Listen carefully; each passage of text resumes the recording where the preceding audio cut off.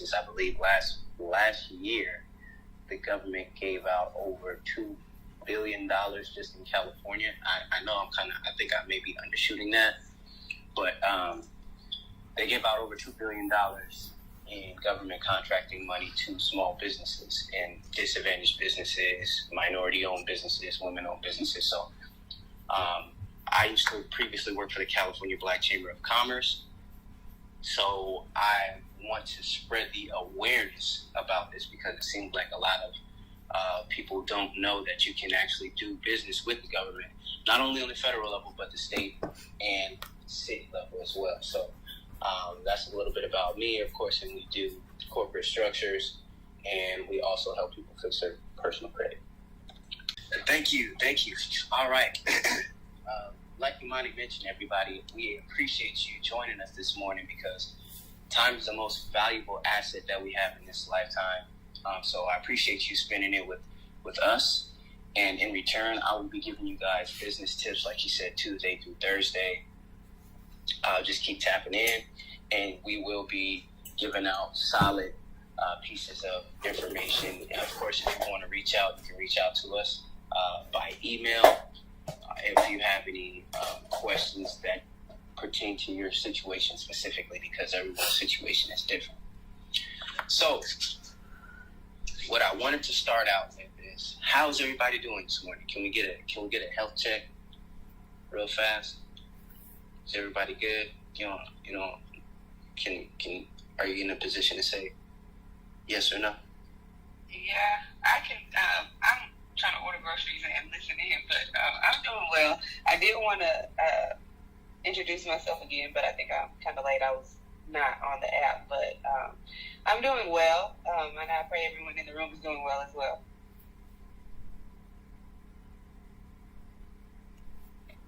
Excellent. This is great to hear from you this morning, Sarah. I pray that Hallie and Cannabis, is that how you say it? Cannabis, yeah. Cannabis. Do you have what do you do? I seen your profile. Or I can go over that again. I'm an attorney. I've been an attorney for 25 years. I'm also a cannabis activist, and I started a company called Evergreen Solutions back in 2018. We are a full-service cannabis consulting firm.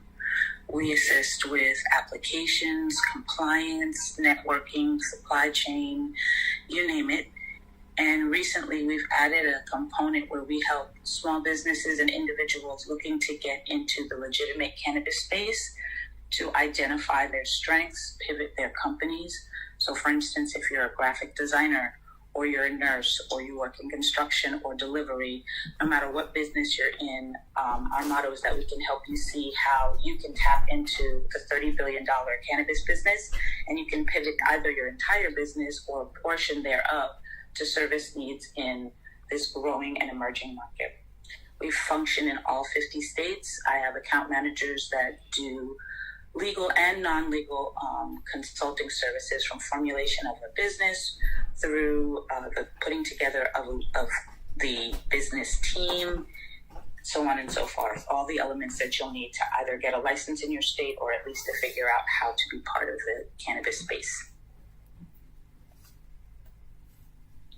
Wow, that is amazing. It's a pleasure to have you on this call today because I haven't ran into a lot of people like you as far as being able to position people. It's been a while. Like when I worked at the chamber, we were actually working on that. So it's beautiful to see that it actually came to fruition. That was a few years ago. But I'm interested in maybe connecting with you to ask you some more questions if you don't mind.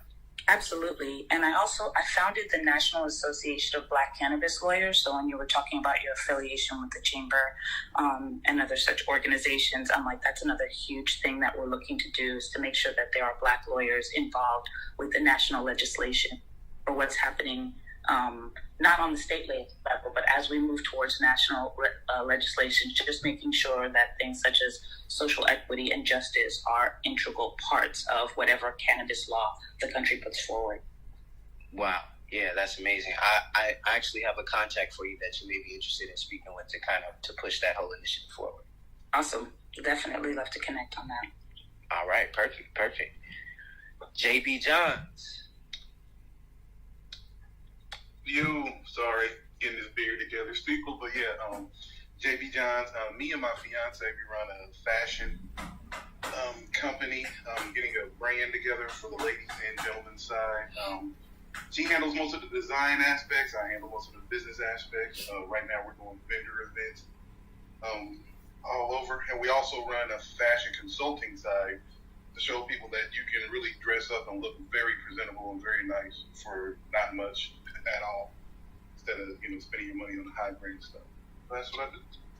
Exactly. That's amazing. All right. I love it. Well, it seems like the bulk of us here are business owners, so I don't want to bore you guys too much with the simple stuff. We're just going to go over business structures, and I want to talk about a little bit of what we do here at IE Experts. So without further ado, when beginning a business, you must decide on what entity you want to establish, and that determines the income tax return you have to file. Most common forms of businesses are sole proprietorship, corporation, and an S corp. A limited liability company is a structure allowed by state statute, and tax considerations and legal considerations you have to consider those things when you're choosing your business. For me, personally, a limited liability, I like to start with a limited liability corporation and this company, and this is why. I feel like it doesn't really give you the protection that you're looking for as far as what another corporation or S corp would give you. I'm not getting down on LLCs, but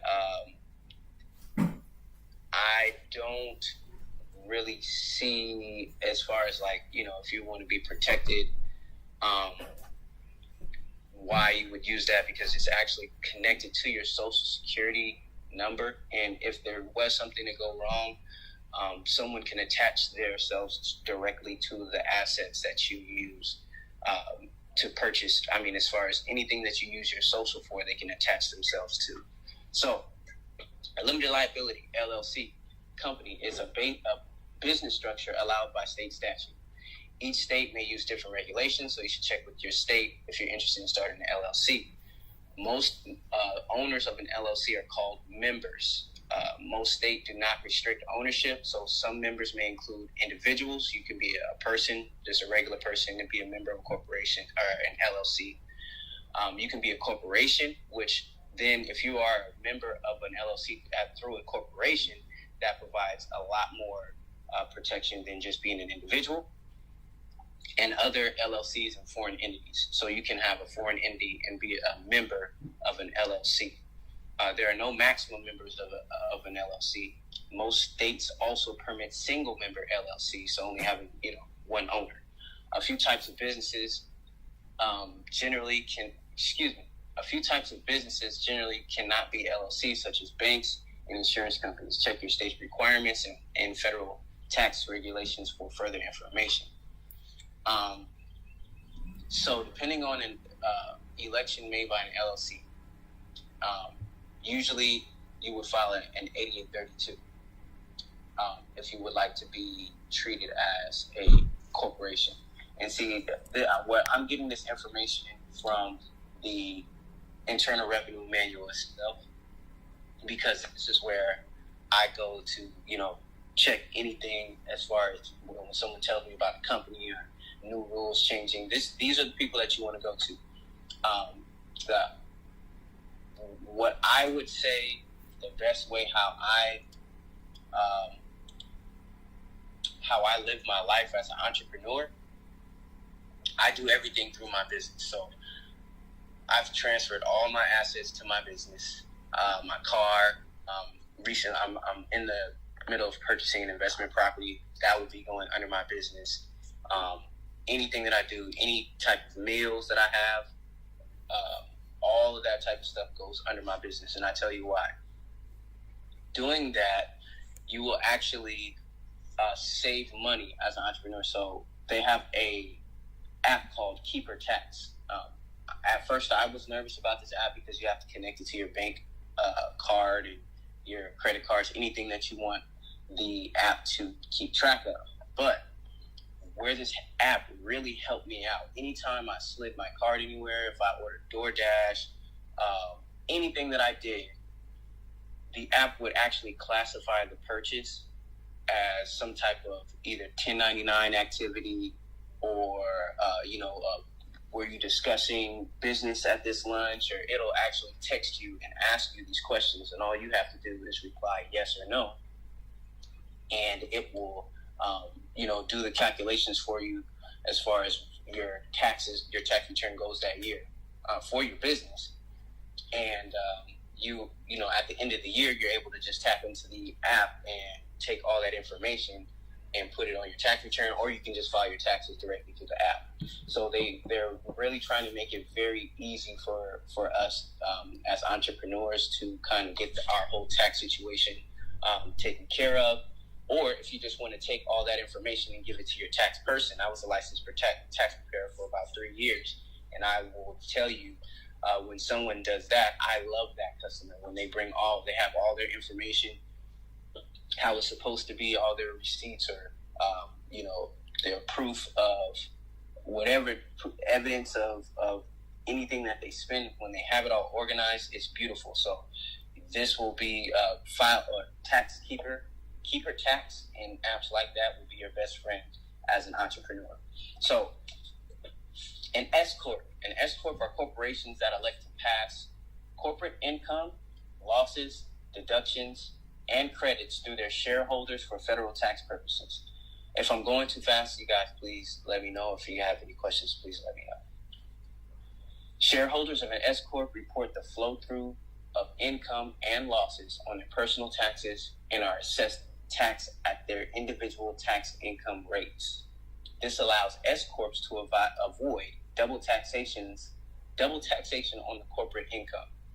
S corporations are responsible for tax on certain built-in gains and passive income at the entity level. To qualify for an S corporation status, the corporation must meet the following requirements: be a domestic corporation, have only allowable shareholders, may be individuals, certain trusts and estates, and may not be partnerships, corporations, or non-resident alien shareholders. They another requirement: have no more than 100 shareholders, have only one class of stock, and not be an eligible corporation, i.e. certain financial institutions, insurance companies, and domestic international sales corporations.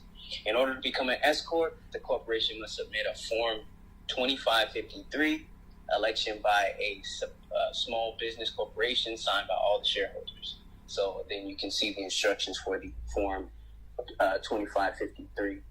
A lot of those forms, if you read the instructions, they are written at an 8th grade level.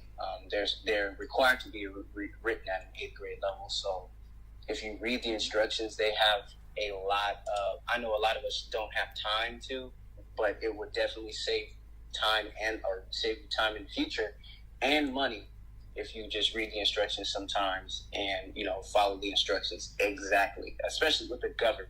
The government wants you to do things exactly how they ask you to do them. And if you do them that way, most of the time, you will be in the government's favor.